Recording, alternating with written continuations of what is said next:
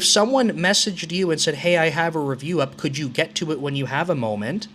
Are you going to be mad? Probably not. But if the other person hasn't been engaging you for a week and they're finally fed up and they're like, no one's looked at this for a week, and they're like, hey man, you got to look at this now because it's been a week, you're probably going to be like, screw you, I'm busy doing stuff. So if we just all like communicate more frequently, it solves or improves. I don't want to say solves, it's not really fair. I think it improves so many of these like friction points in a typical software development lifecycle. But in particular around reviews, I think this is one.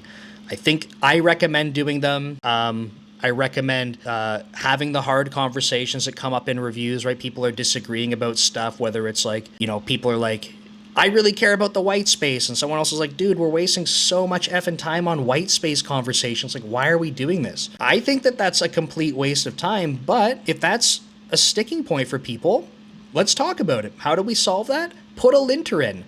Done. Move on. Never have the conversation again. You don't need to, right? Like, I think we always try to avoid these like difficult conversations because it's like, oh, people are going to be disagreeing. We're always going to be disagreeing about certain things. The guys that I was talking about that I've worked with for forever, we disagree on stuff. It's not like for the most part, we're on the same page agreeing with each other because we've been doing things the same way with each other for many years. Doesn't mean we don't disagree. So we have to have those conversations. Like, we know that we want everything to be better. So it's just a matter of like understanding what everyone's saying and then saying, cool, like, we want to move forward on this. Let's find the path forward. The more that you have those sort of difficult conversations and don't try to avoid them, the easier they get. And I'm saying this as someone like, I don't like having difficult conversations. I'm an engineering manager, almost 13 years doing it. I don't like having difficult conversations.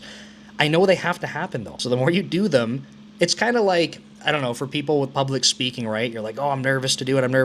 And then you start talking, you're like, that's actually not so bad. Like, it's going to get better.